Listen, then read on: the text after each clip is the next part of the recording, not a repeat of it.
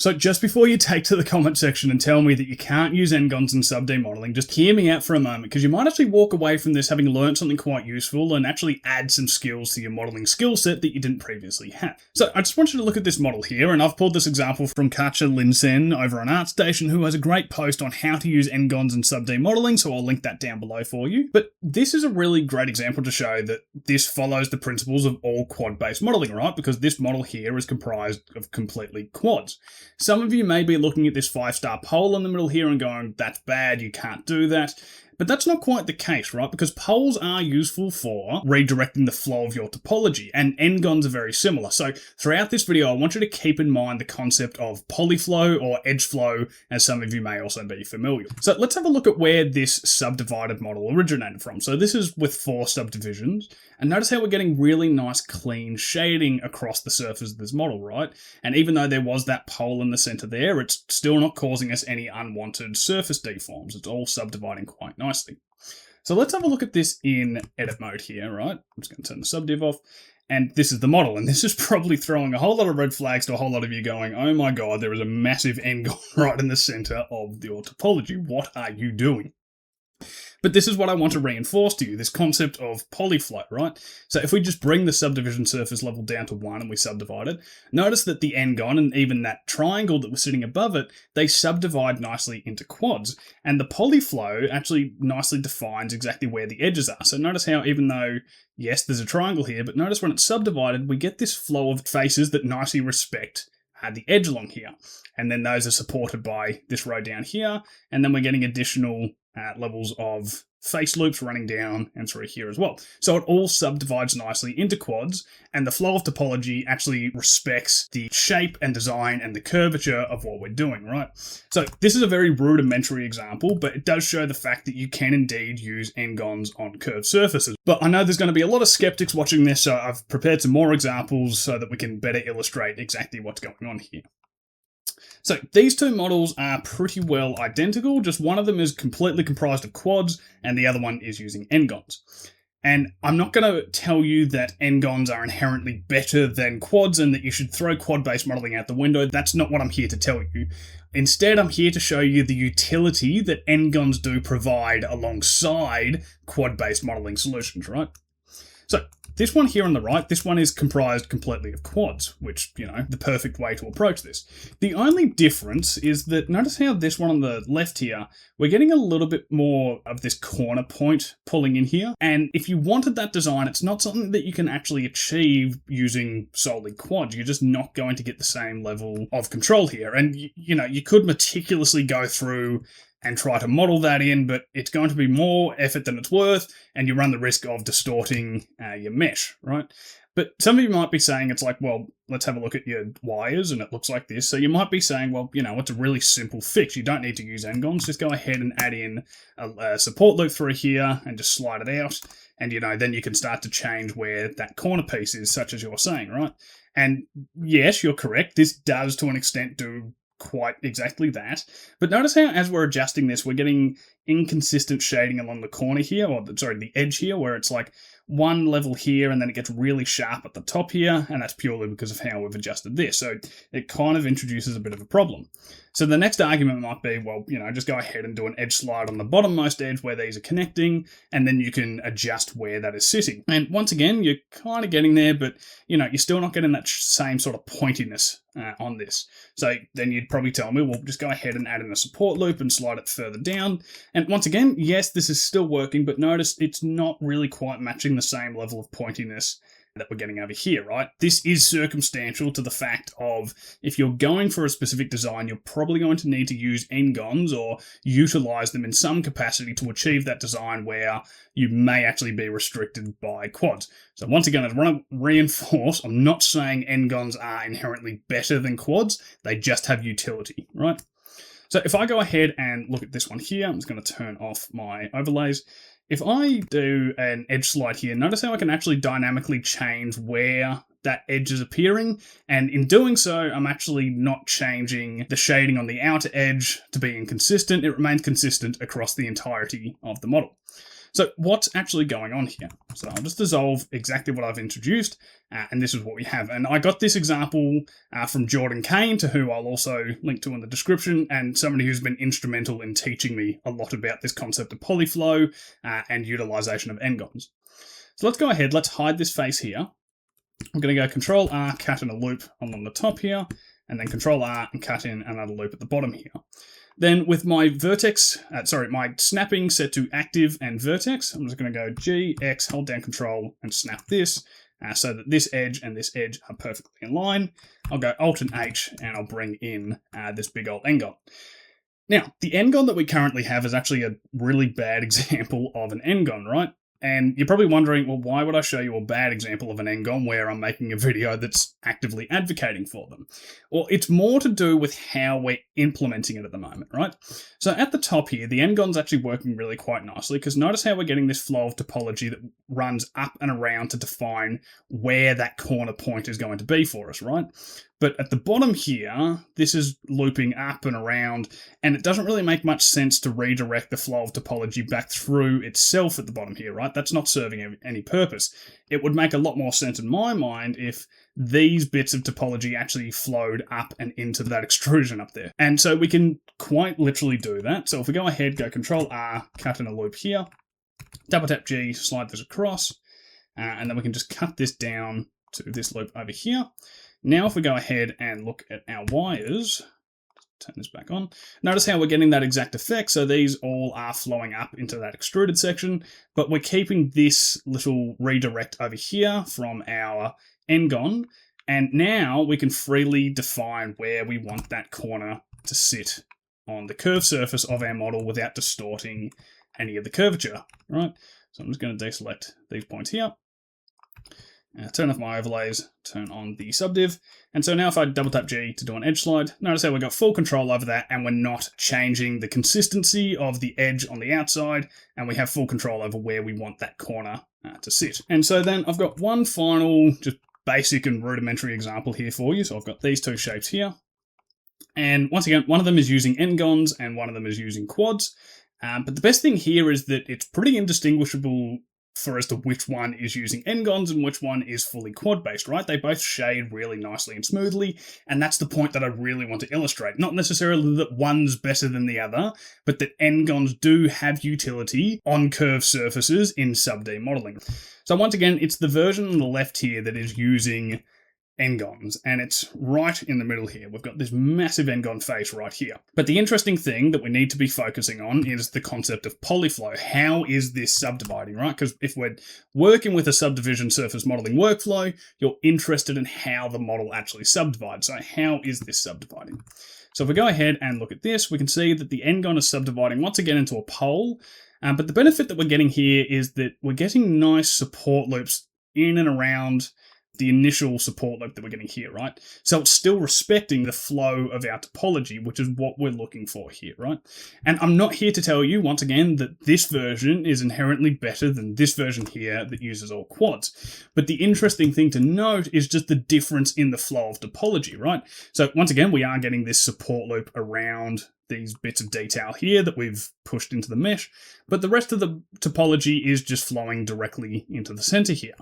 And another interesting thing that you might note is that we don't really need so much topology in the top here, when that's exactly what we're getting with the fully quad-based method, right? Like, we're getting all this topology flowing into the center. And I know a lot of you that watch my stuff are very interested in model optimization. It's not a topic that I cover all too often, but if you are interested in model optimization, then you'd be more interested in this ngon solution, as what's actually happening here is that we're converting a 44 vert circle and we're reducing that down to 22 verts at the top here, right? So you're actively reducing the poly count of your low poly model, right, as you're making the high poly model that also has very nice surface normals and shading. So just a little bit to keep in mind there, and I will also cover the topic of triangulation and normal baking at the end here. As you can see, I've got an example there. So these examples are fine and all, but they're not very practical because I don't see very many people wanting to model, you know, this shape or, this shape here, or especially not this one. These are just examples to show you that they can be used. So as always, I do want to show you practical modeling examples, and since I do focus a lot on doing helmet modeling here, let's use some Ngons on helmets. So I didn't model this helmet model here. This was very kindly provided to me by Perp, to whom I'll also link to in the description below. You should check out their work because they are a very talented modeler. But there was a very interesting point with this model that came up over on Twitter, and it was around this corner part here. And Perp kept on trying to resolve it with all quads, but it just wouldn't work. It just introduced too much pinching and too many errors. And what they landed on, with the help of Jordan Kane's advice, was the fact that using Ngons here actually worked really quite nicely. And then this, once again, is on a completely curved surface, right? So what's going on here? So remember, we're focused on the flow of topology here, or the polyflow, right? So if we look at this with one level of subdivision, notice how that once it's subdivided, we're actually getting a support loop going up and around the exact area that we're looking for it to, right? And that's just because of, once again, how Ngons will naturally subdivide. And so this is in a practical example where, we've modeled a helmet, like something that you guys are more interested in actually modeling, and we've used an Ngon solution to achieve that effect, right? And I just do want to show you, because I have no doubt that despite all of this, I still will have people say that they are purists for wanting completely quad-based solutions. And look, that is completely fine. I'm not telling you that you have to model in a certain way. I just want to show you the fact that there is utility. That's the only thing that I'm trying to get across here. So I have gone ahead and I've actually modeled this area again using quads just to get that point across. But notice the fact that the extra work that it's taken me to integrate this, it's the exact same way that, I should probably turn on the optimal display. It's the exact same way that it was resolving when I had, a better way to do this. I'll just do one level of subdivision, do that. There we go. That illustrates it better. But notice how it's the exact same thing. The subdivision is doing it for me, whereas this takes me more work to go and manually integrate it and whatever. And I've got no doubt that some of you will have already noticed the fact that there is pinching back here, which there 100% is, and that's probably my fault because I did go and actually modify part of Perp's work to drive this point across. But to fix this up, it's really simple, right? Because, all you'd need to do is just push and pull just these loops on the inside here, right? So just select this area. Just need to bring in my move gizmo again and change my bounding box. So I just need to move these verts, right? I don't need to worry about moving any support loops or anything of the sort, so I could try to balance this out a little bit better. Still not absolutely perfect, but you get the idea that I'm trying to put across here. We're working with less topology. I think pushing it in more there actually works a lot better. I probably should have adjusted that before starting recording. We only need to move just the interior verts there. We don't need to worry about moving any of the support loops. And I'm definitely getting a little bit of pinching on this one as well here. But, if I wanted to adjust this, I'd need to adjust, the loops that I've got here, and also pull out the loops on the outside. So, adjusting this takes just a little bit more work. And the only argument that I'm making here is not, throwing Ngons around everywhere. That's not the point I'm trying to get across. But if the mathematics of the subdivision is going to do the exact same thing for me, such as manually placing the topology, then why not just let the subdivision do it for me? I can always redefine and adjust my low poly model later on if I'm doing a normal bake and integrate the quads later on. But if the high poly looks good, well, then it works, right? You're going to get a nice normal bake and it's all going to resolve quite nicely. And I've also lined up another example here. And so this one is an older model of mine, and in hindsight, it's not great. There's a lot of errors and issues on this thing because I didn't know what I was doing back when I did this. So there's a lot of very bizarre and strange placements of topology and, weird resolutions for things. So there's a lot of problems with this model in general, and I would do things very differently these days. But one part that really caught my eye, because I modeled this back in 2022 and I didn't actually know what I was doing when it came to polyflow. I had no concept of this idea. But I had this area here that it looks like an absolute mess, right? We've got two triangles here, we've got a big Ngon there and a big Ngon there. And it's like, well, what is this? This looks awful, right? But the amazing thing about this is that even without my knowledge of polyflow at the time, it actually subdivides really nicely. right? So we're integrating one curved surface into more of like this rounded curved surface here, and we're getting a nice edge in the process. And so, once again, why are we getting this result? And it's due to the polyflow. So notice how when this subdivides, we're actually getting this support loop forming into place here, which is nicely supporting this inside edge for us. And I just want to show you one quick thing here. So let's just turn the subdiv off. So let's just say the fact it's like, well, you could very easily resolve this Ngon back into quads. We can go ahead and cut this in, and now we've got a nicer row of quads here. So we've got more quads running through here now, and so inherently this should be better. But the problem here is, if we just bump this back up, we're kind of getting like a little bit of pinching and distortion. You can just see this is kind of bowing out a little bit here. So it's like, even though we have introduced more quads natively to the model, it doesn't actually resolve as nicely. And I 100% hear the arguments for the fact that it's like, well, you could just go ahead and clean it up and add in more loops and sort of resolve a little bit more like this. Oops, that didn't connect properly. Do something more like this, but then notice the fact, so that's already taken me more work, right? And then I've also got to go ahead and integrate another loop that's going to have to flow through the rest of my topology. So I don't really see the point in it, because even though, yes, it may look, quote unquote ugly to have Ngons and tries on the model, such as I do here, it works, right? And that's the most important thing. The model shades nicely. I have already baked this down to normal maps for my low poly, and I know it works. So, why not run with this solution if it's shading nicely and it works, as opposed to going through and doing all the extra work to, just make it all quad based when this will just inherently work, right? So that's the only point that I want to get across, is that you can actually simplify a lot of your modeling process by using Ngons in your modeling workflow to cut back on a lot of the mental gymnastics you need to do fully quad-based resolutions. And so I was going to run through a modeling example here, but I think I'll split that into a separate video just so that it doesn't run too long. But I do want to address the idea of using Ngons in the modeling workflow, triangulating that model, and then baking that down to normal maps. So I've got two models here. This is the high poly that I have subdivided, which I will teach you in a separate video.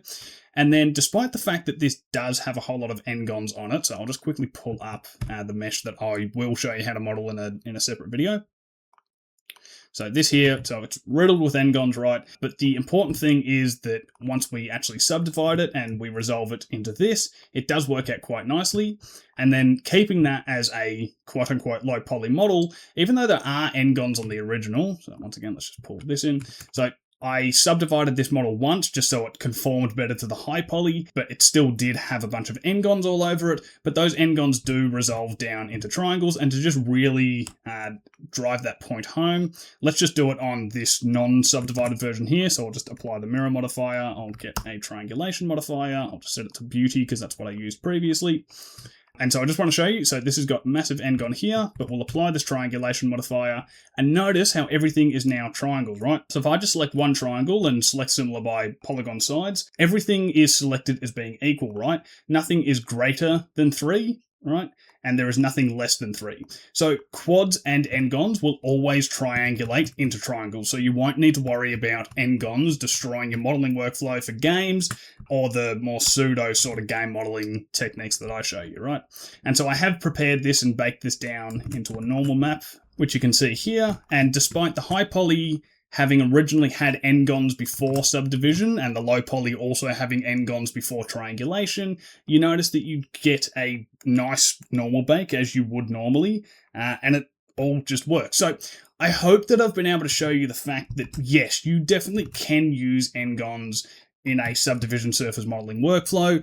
No, you can't use them everywhere. They do need to be used sensibly, and they need to be used to inform the polyflow of your mesh. You can't be throwing them around willy-nilly, and that's the reason that they do have this terrible stigma, because if you're not using them correctly, much like if you don't use quads correctly or triangles correctly, they will cause you errors. And I think the best example of this that I can relate this to, and credit once again to Jordan Kane for sort of mentioning this in a discussion with him, is the fact that if you have a toolkit, such like your modeling toolkit, if you wanted to cut a piece of timber in half, you wouldn't use a hammer to do it, right? So it's the same thing with modeling. You've got all these tools and resources available to you. It's just about picking the right one for the right solution.